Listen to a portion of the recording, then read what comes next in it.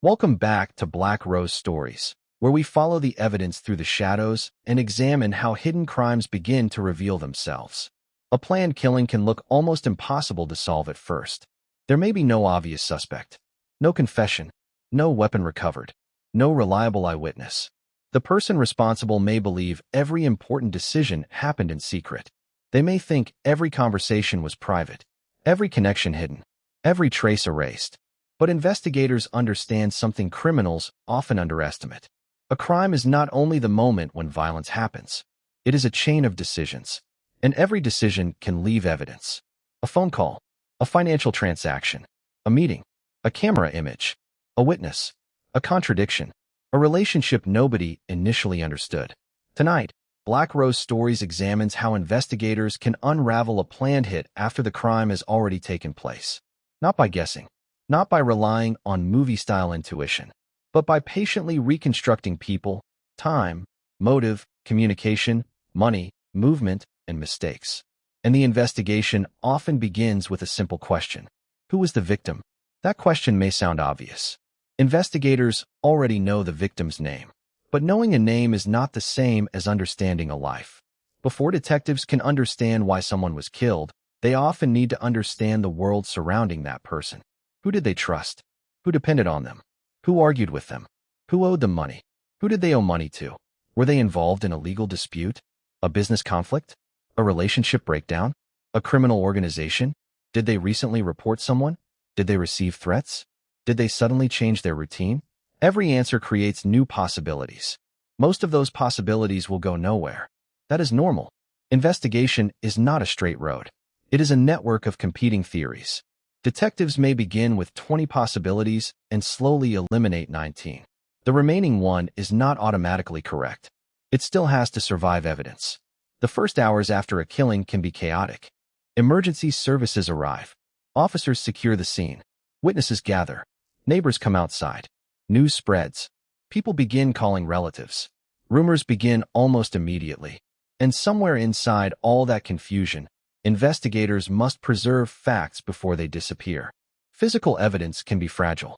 People move objects without realizing it. Weather changes conditions. Traffic continues nearby. Witness memories begin changing as they talk to one another. For that reason, the scene is documented carefully. Photographs, measurements, objects, positions, biological material, potential trace evidence. Investigators attempt to preserve the scene as it existed when they arrived.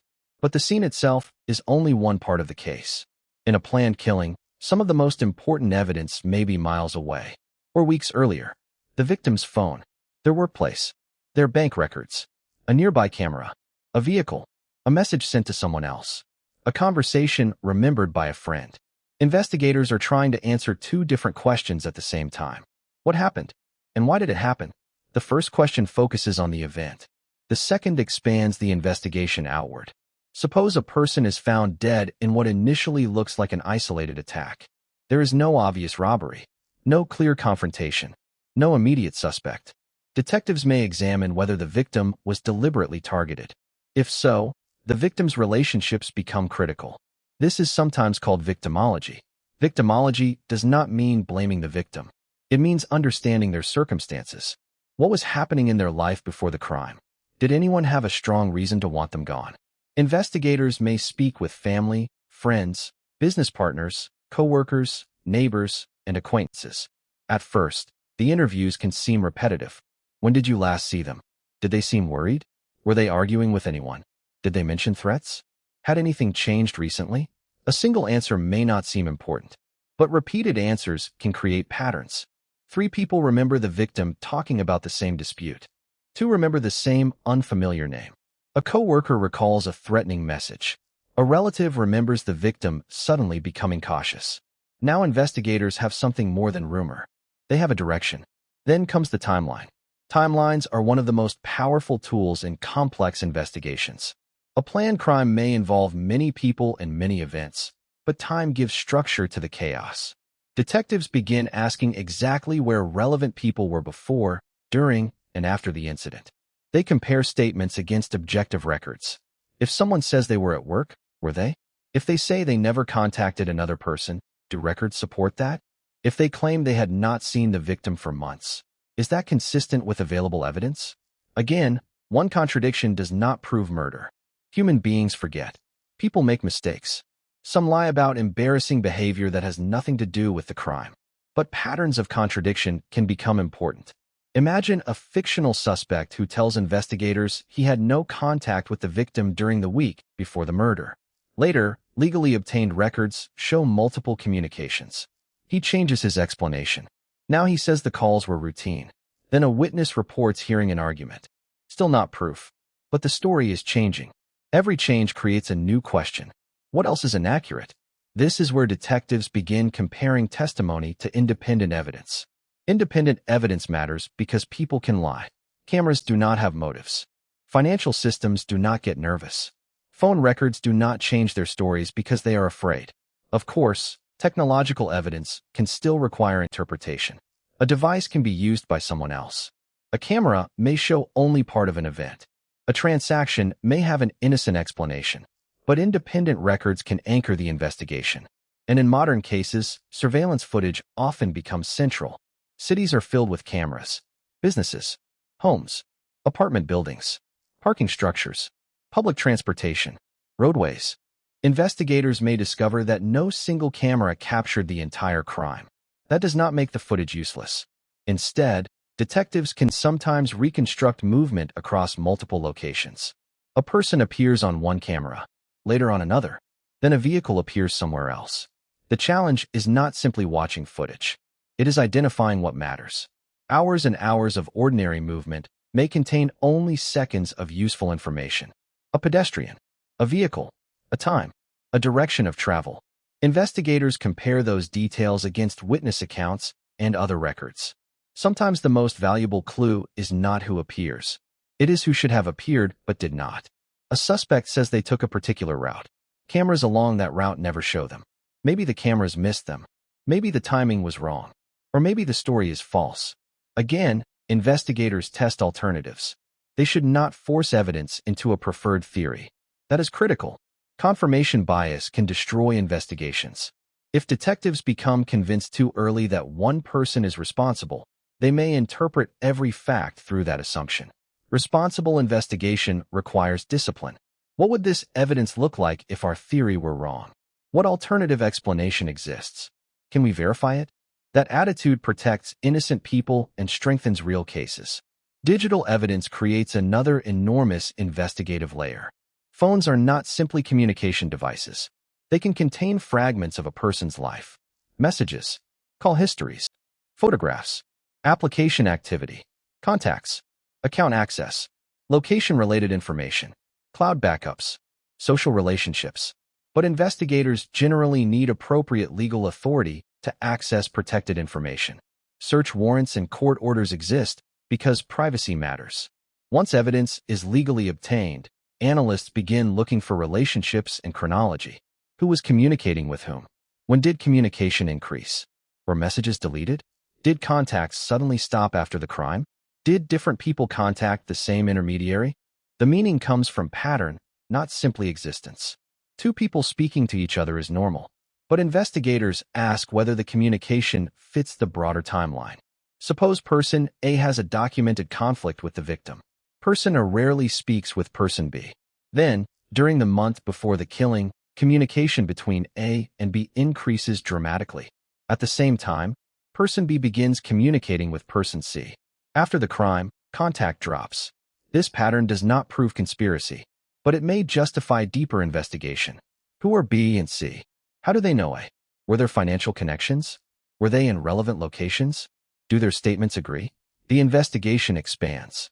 This is how hidden networks become visible. Not because one person leaves behind a complete confession, but because relationships form patterns. Financial evidence can reveal similar patterns. In cases involving possible payment, investigators may examine legally obtained banking or transaction records. They are not simply looking for cash. They are looking for changes, unexpected transfers, debts suddenly paid, unusual withdrawals, financial activity connecting people who previously appeared unrelated.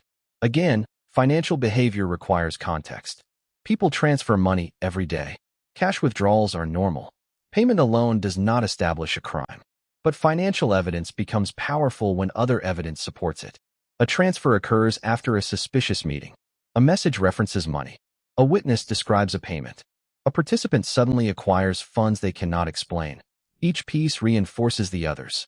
This is called corroboration. Corroboration is one of the foundations of strong criminal cases. The more serious the allegation, the more important it becomes to support claims through multiple independent sources where possible. A witness may be mistaken. A record may be misunderstood. A suspect may lie. But when unrelated forms of evidence point in the same direction, the picture becomes stronger. Consider a fictional example. A witness says they saw two people meet at a cafe. Security footage confirms both were present. Phone records show communication immediately beforehand.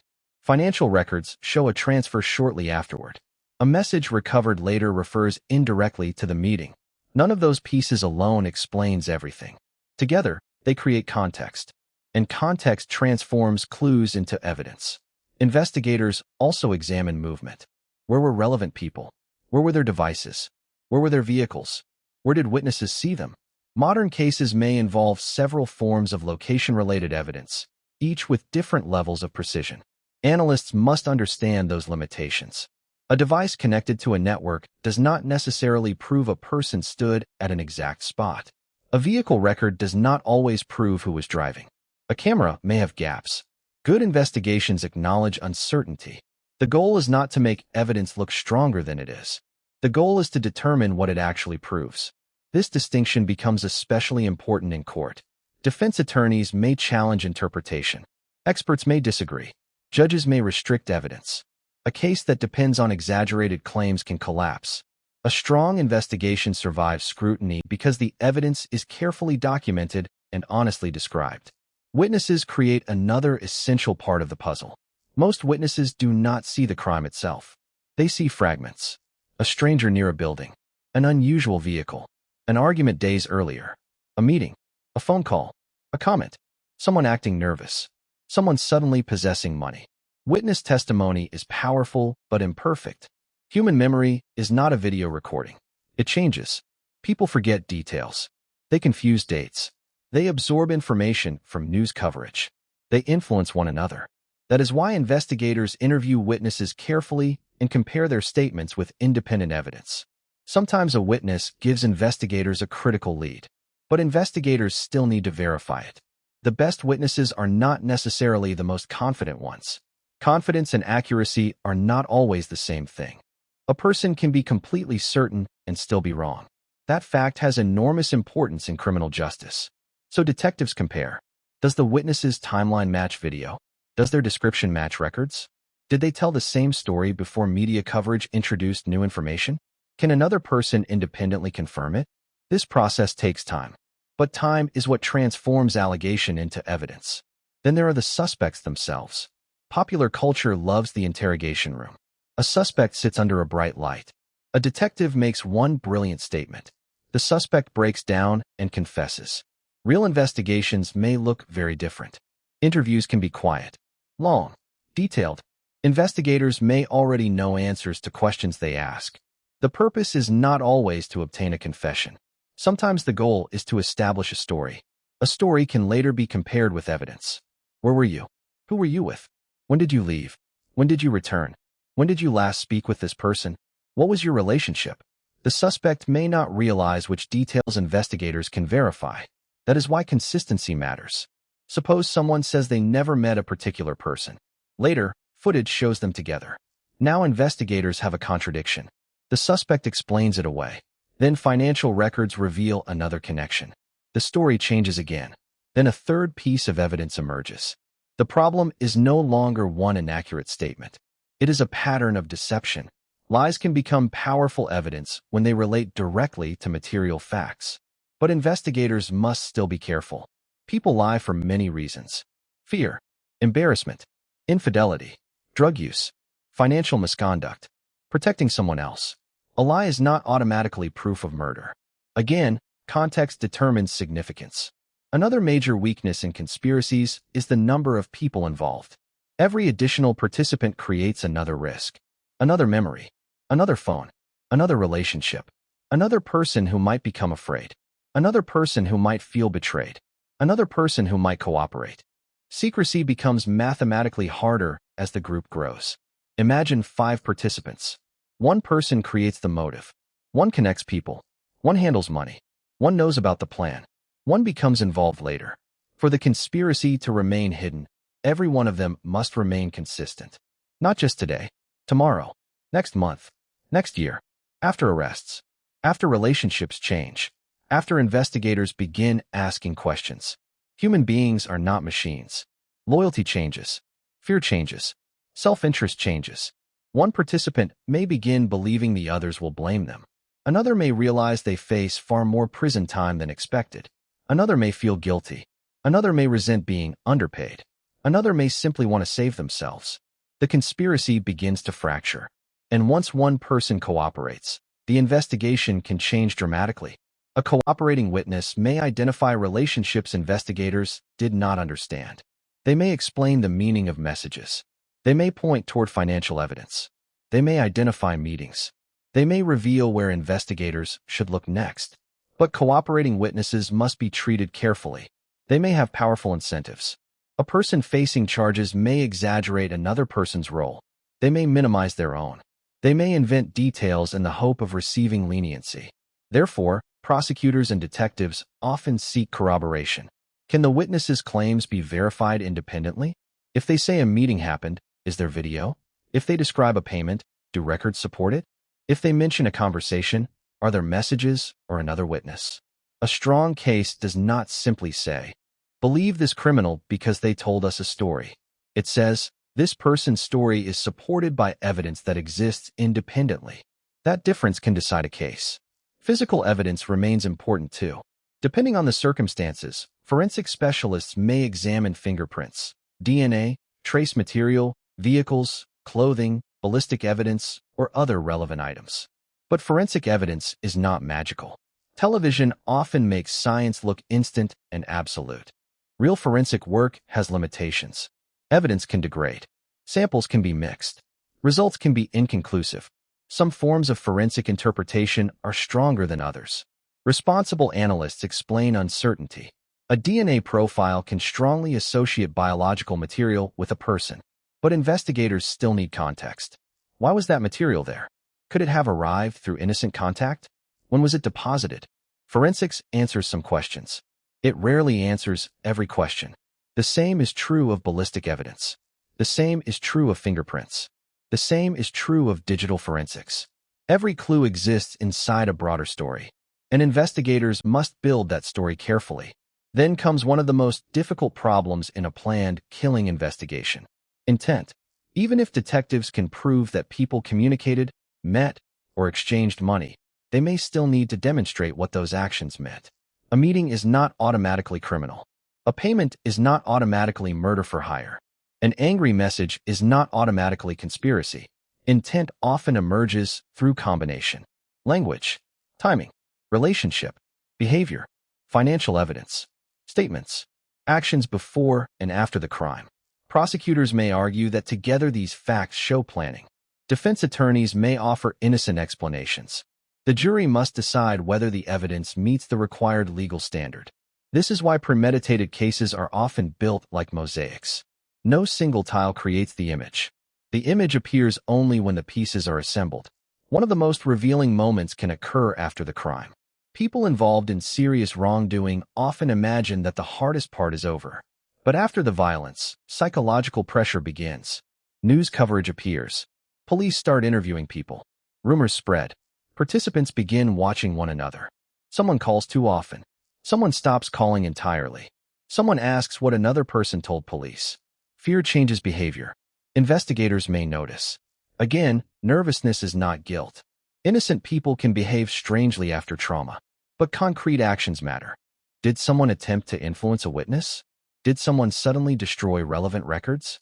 Did someone change a financial relationship? Did they make statements revealing knowledge not yet public? These actions can become evidence of consciousness of guilt, depending on context and law. One particularly powerful investigative technique is withholding certain details from the public. Police do not always release everything they know. There may be facts known only to investigators and people directly involved. If someone later reveals those facts without a credible explanation, detectives take notice. How did they know? Where did that information come from? This does not automatically solve the case, but it can dramatically narrow the investigation. Another important source of truth is mistakes. Criminals often focus on major risks. They think about obvious evidence. They may ignore ordinary details. A parking receipt, a toll record, a camera installed recently, a phone that connected unexpectedly, a witness walking a dog, a forgotten message stored in the cloud, a transaction they assumed looked normal. The power of small evidence comes from unpredictability. No one can anticipate every system recording ordinary life. Modern society generates data constantly. That does not mean investigators have unlimited access to it. Legal safeguards remain essential. But when evidence is lawfully available, it can connect events in ways participants never expected. And older cases can become solvable as technology improves. Cold cases are not always dead cases. A crime may remain unsolved for years. Then forensic science advances. A new database becomes relevant. A witness finally talks. A previously unidentified person is connected to evidence. Old records are digitized. Detectives reopen the file. The criminal plan is frozen in the past, but investigative technology keeps moving. That creates a strange imbalance. The offender had only one opportunity to avoid mistakes. Investigators may have decades to discover them. This is one reason time can become the enemy of secrecy. Relationships change. Former partners become enemies. Children grow older. People stop being afraid. Criminal organizations weaken. Witnesses relocate. Someone who once refused to speak begins thinking differently. The story that seemed permanently buried begins surfacing. Sometimes the breakthrough is not new technology. It is simply a new person looking at old evidence. Fresh eyes matter. A detective who did not work the original case may notice assumptions that were never tested. Why was this person eliminated as a suspect? Was that alibi actually verified? Was this relationship understood correctly? Could this record mean something different? Reinvestigation requires humility. It means admitting the first theory may have been wrong. That can be difficult in any profession. But in criminal justice, it is essential. Wrongful convictions remind us why. When investigators become too attached to one suspect, they can ignore contradictory evidence. This phenomenon is sometimes called tunnel vision. A case may begin with a reasonable theory. Then every new fact is interpreted to support it. Evidence that does not fit is dismissed. Alternative suspects receive less attention. The result can be catastrophic. An innocent person can lose years of freedom. The real offender remains free. Families receive false closure. That is why good investigative practice includes challenge. Supervisors, prosecutors, defense attorneys, forensic experts, independent review. All can expose weaknesses. A case should be strong because it survives questions, not because questions are prevented. In planned killing cases, motive often attracts attention first. But motive can also mislead. Suppose a spouse stands to gain financially. That sounds suspicious.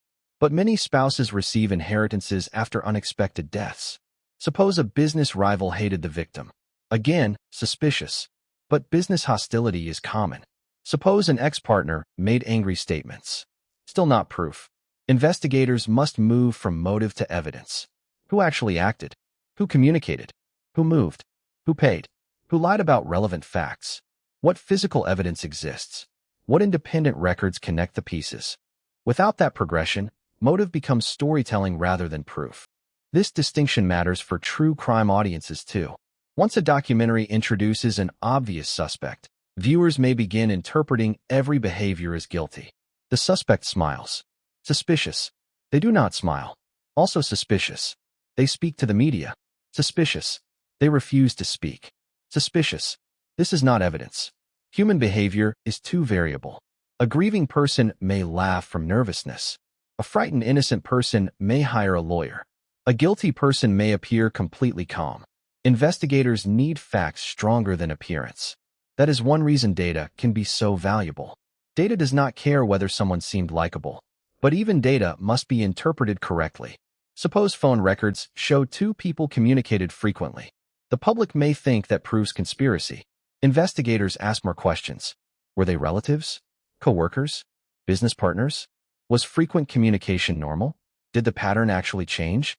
Context is everything. The same is true of money. The same is true of location. The same is true of statements. Strong investigation is not about making ordinary behavior look criminal. It is about identifying combinations that cannot be reasonably explained away. And sometimes the most important evidence comes from something incredibly simple. A contradiction in time. Consider a fictional example. A suspect says they learned about the victim's death at 10 p.m. But investigators discover they sent a message at 9:30 referring to something that was not publicly known until later. Now detectives ask a serious question. How did this person know? Perhaps there is an innocent explanation. Maybe someone privately informed them. Investigators check. If the explanation is supported, the mystery disappears. If not, the discrepancy grows in importance. That is investigation at its best. Question. Test. Verify. Repeat.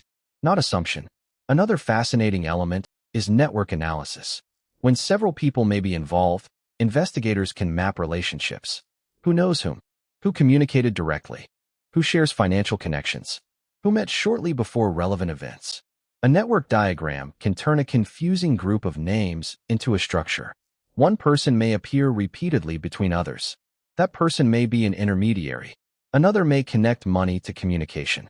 Another may connect the victim to the suspected organizer.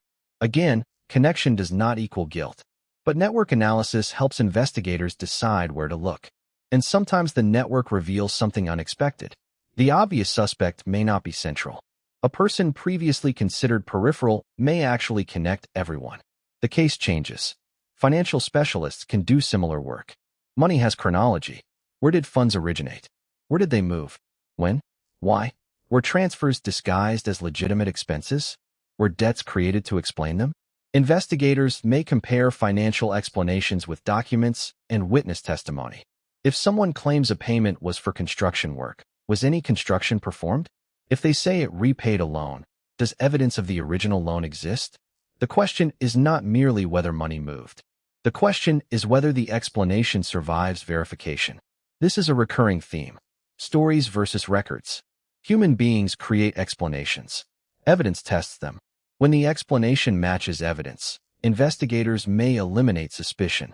When it repeatedly fails, suspicion strengthens. Another crucial role belongs to prosecutors. Detectives investigate. Prosecutors must decide whether available evidence is sufficient to charge and later prove a case in court. That requires a different kind of thinking. A detective may strongly believe someone is involved. A prosecutor has to ask, can we prove it? Can witnesses survive cross-examination? Is the forensic evidence admissible?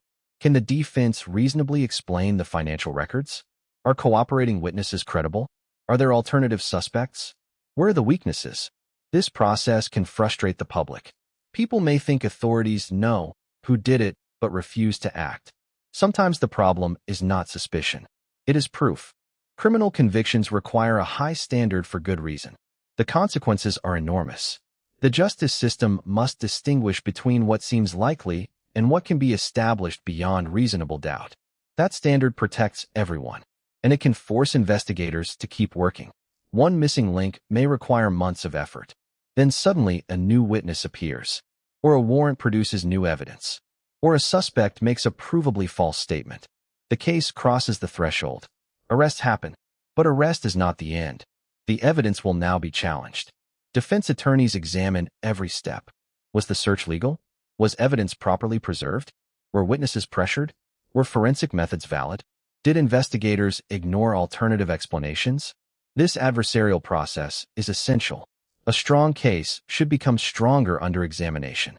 A weak case should be exposed. Sometimes charges are reduced. Sometimes dismissed. Sometimes defendants are acquitted. Sometimes convictions occur. The outcome depends not on the story investigators want to tell, but on what can be legally demonstrated. Planned killing cases can become especially complex when organizers and direct perpetrators are different people. Prosecutors may need to prove not only what happened, but the relationship between participants. Who requested what? Who understood what? Who intentionally joined the plan? This can involve conspiracy law, solicitation, accomplice liability, or other legal theories depending on jurisdiction. The exact legal framework varies. But the central evidentiary challenge remains. What did each person know and intend? That question is deeply personal. Two people can attend the same meeting while understanding it differently. One may know everything. Another may know only part.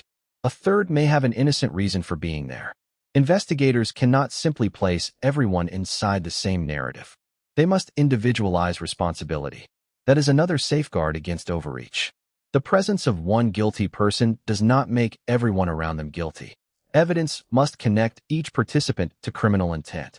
Sometimes participants eventually plead guilty and cooperate. When that happens, the public may hear astonishing details about how the conspiracy developed. But those admissions still need scrutiny. Defendants may have incentives to tell prosecutors what they think prosecutors want to hear. Courts know this. Juries may be instructed to consider motives for cooperation. Defense attorneys challenge credibility. Independent corroboration becomes crucial again. Strong prosecutions are built with layers. Witnesses, records, forensics, digital evidence, financial evidence, surveillance, admissions. Each layer supports the others. If one witness changes their story, the entire case should not necessarily collapse. This redundancy is important. It resembles engineering. A bridge built on one support is fragile. A bridge with many supports is stronger. Investigative cases work similarly. Then there is the emotional side. Victims' families often experience the investigation very differently from detectives. For investigators, patience may be necessary. For a family, patience can feel unbearable. They want answers, names, arrests, justice. Every day without resolution feels like another failure. But rushing can destroy a case. Police may intentionally remain silent about evidence. They may decline to identify suspects. They may delay an arrest while gathering more proof. To outsiders, it can look like nothing is happening. Behind the scenes, the investigation may be expanding. This tension is painful. Investigators must protect the case while families live with uncertainty. Sometimes years pass. Imagine what that means. Birthdays without the victim. Holidays. Anniversaries. Children growing older. Every major family event containing an absence. The investigation is not an abstract puzzle for them. It is an unfinished wound. That is why solving a planned killing matters beyond conviction statistics. It can restore part of a story. It can answer the question that keeps families awake. Why? Who? How? Justice cannot return the victim, but truth can still matter. And truth is what investigators are ultimately trying to reconstruct, not simply a theory, a provable history. One of the strangest aspects of criminal investigation is that investigators are always working backward. The people involved lived events in order. First the grievance, then conversations, then decisions, then movement, then the crime. Investigators encounter the ending first. Then they reverse engineer the beginning. They discover the body, then the conflict, then the relationships, then the money, then the messages, then the hidden network. It is like reading the final page of a novel and trying to recreate every previous chapter from fragments. That is why small clues matter so much. A tiny detail can open an entire branch of the story. One unknown phone number leads to a person. That person leads to a financial record. The record leads to a meeting. The meeting leads to a witness. The witness leads to another participant. The network expands. And eventually, investigators may understand a conspiracy that once appeared invisible. This is the part criminals often misunderstand. They imagine secrecy as absence. If nobody publicly knows about the plan, they assume there is no evidence. But secrecy does not erase reality. People still act. Actions interact with systems. Systems record. People remember. Objects move. Money changes hands. Devices communicate. The world notices more than we think. Evidence may be silent, but silent is not the same as non-existent. And sometimes the evidence is sitting in plain sight until someone realizes what it means. A transaction looked ordinary before the murder. Afterward, its timing becomes suspicious. A camera captured a vehicle nobody cared about. Later, investigators realize who it belonged to. A neighbor heard an argument but never thought about it again. Months later, the memory becomes relevant. Investigation changes the meaning of the past. That is perhaps the most fascinating part. The facts themselves do not change. Their context does. And once context appears, the hidden story becomes visible. But investigators must also remain willing to discover that their assumptions were wrong. Suppose evidence initially points toward a financial motive. Later, records eliminate it. A good investigator does not force the financial theory to survive. They move on. Suppose a suspect has a terrible reputation, but objective records prove they could not have committed the crime. They must be eliminated. Justice requires intellectual honesty. The purpose of investigation is not to prove the first theory. It is to discover what happened. That sounds obvious. In practice, it can be difficult. Careers, public pressure, media attention, family expectations, all can create pressure for quick answers. But quick answers are not always true answers. The strongest investigators tolerate uncertainty. They can say, "We do not know yet," then keep working. In a world of instant commentary, that patience feels unusual, but real truth often takes time. There is another reason planned killings can eventually unravel. Criminal relationships often lack genuine trust. People involved may appear loyal because they share risk, but shared risk is not the same as friendship. When investigators apply pressure, each person begins calculating personal consequences. Who faces the longest sentence? Who has the most evidence against them? Who can offer useful information? Who believes someone else has already talked? Fear creates competition. Someone decides to cooperate first. Now the hidden structure begins opening from the inside. The organizer may have believed money created loyalty. The participant may have believed fear guaranteed silence. Both assumptions can fail.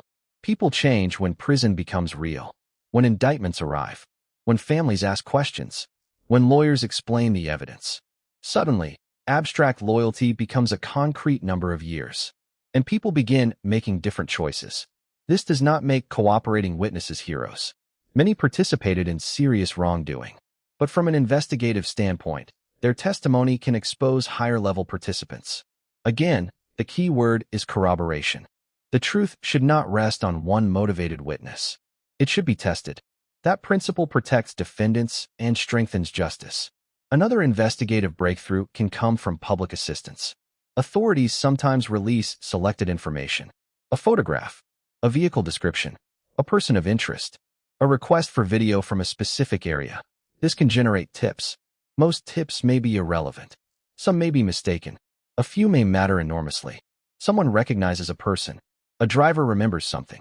A business owner discovers archived footage. A resident checks a home camera. Public participation can expand the eyes of an investigation. But public attention also creates risks. Online speculation can identify innocent people. Social media users may misread images. Rumors spread faster than corrections. That is why investigators must verify tips rather than treat popularity as proof.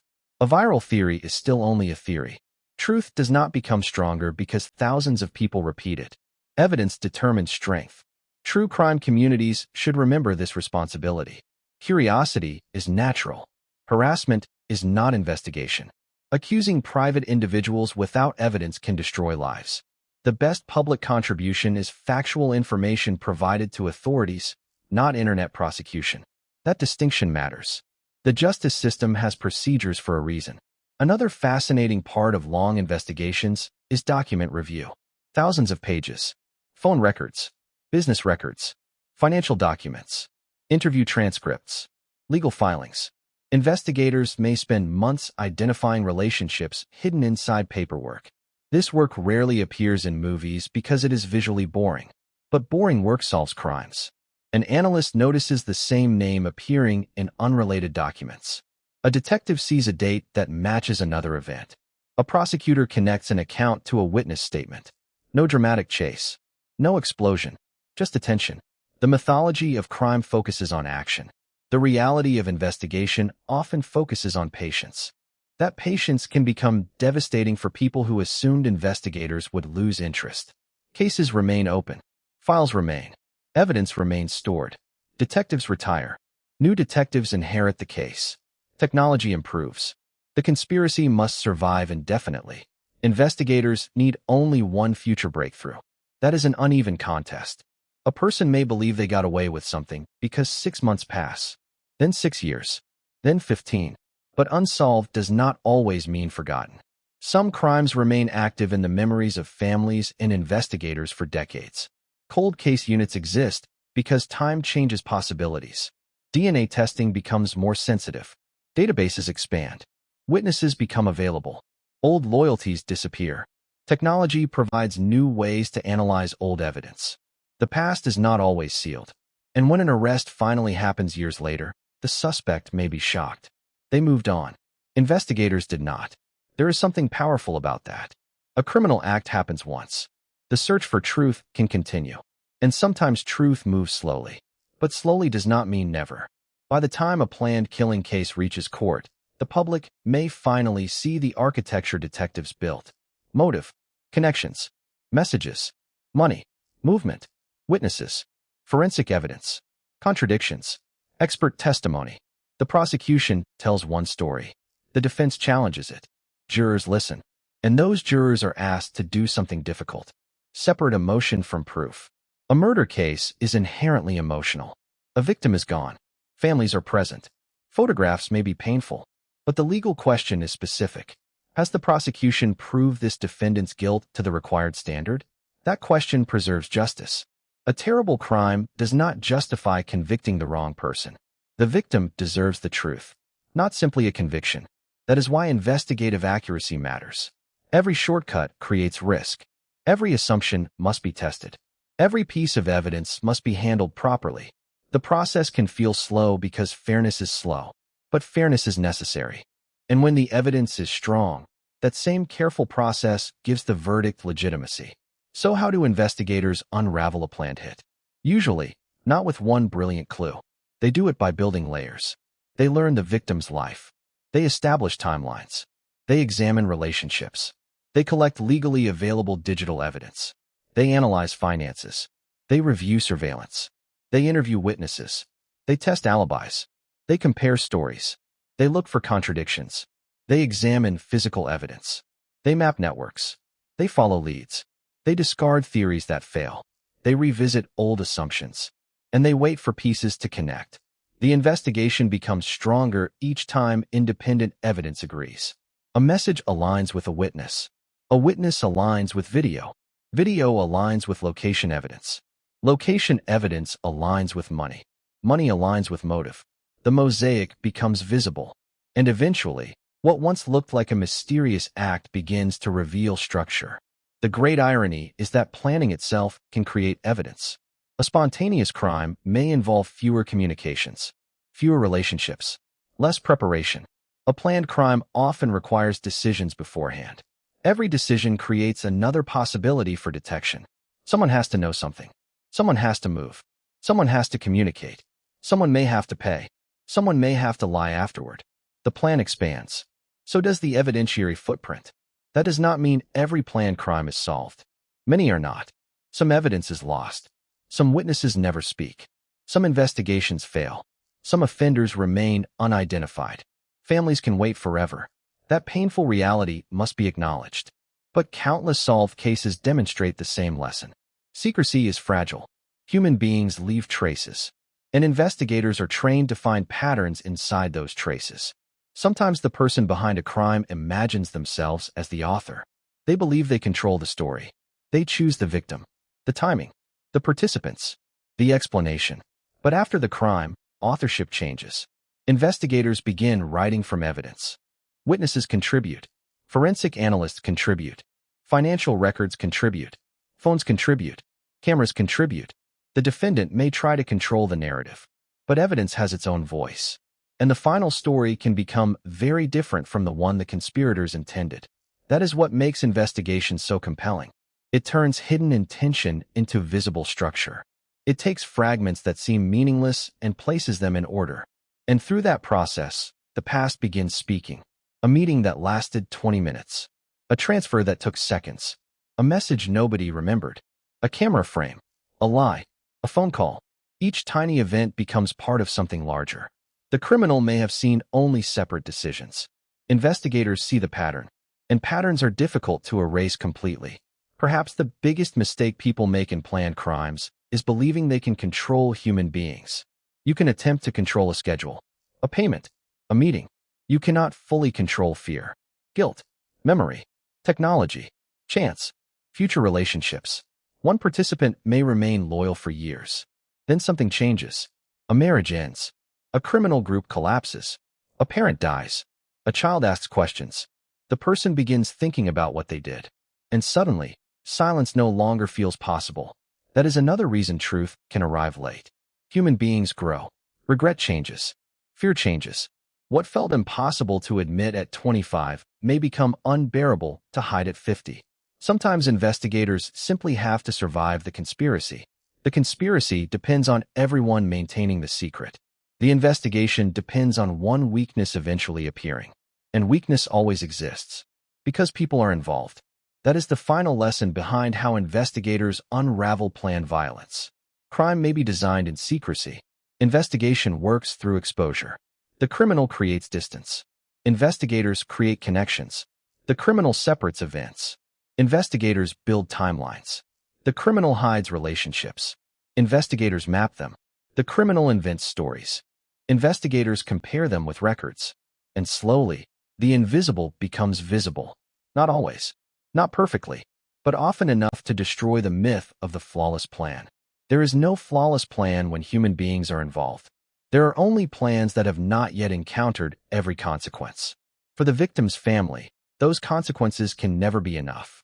No sentence restores a life. No verdict returns a parent, child, sibling, partner, or friend. Justice is not resurrection. It is accountability, recognition, truth, a declaration that the victim mattered and that what happened cannot simply disappear into secrecy. That is why investigators keep going. Through boring paperwork, through false leads, through sleepless nights, through years of uncertainty. Because somewhere inside thousands of fragments may be one pattern capable of explaining everything. And when that pattern finally becomes visible, a crime that once looked perfectly hidden begins to collapse under its own history. This is Black Rose Stories, where we follow not the fantasy of the perfect crime, but the evidence left behind by imperfect people. Because planned violence may begin with secrecy, but secrecy has weaknesses. Money leaves records. Communication creates patterns. Movement creates timelines. Relationships create witnesses. Fear creates mistakes. And time changes loyalty. The people involved may believe the final act ends the story. For investigators, it is often only the first page. From there, they work backward. One record, one witness, one contradiction, one connection at a time, until the hidden architecture becomes visible, until suspicion becomes evidence, until evidence becomes a case. And sometimes, after months or years, until a courtroom finally hears the story that someone believed would remain buried forever. A planned hit may be designed around silence, but silence is rarely perfect. Because the world remembers, devices remember, records remember, people remember, and evidence has a remarkable ability to wait. That is how investigators unravel the plan, not by knowing everything at the beginning, but by refusing to stop asking what each small piece means. And eventually, enough small pieces can become the truth.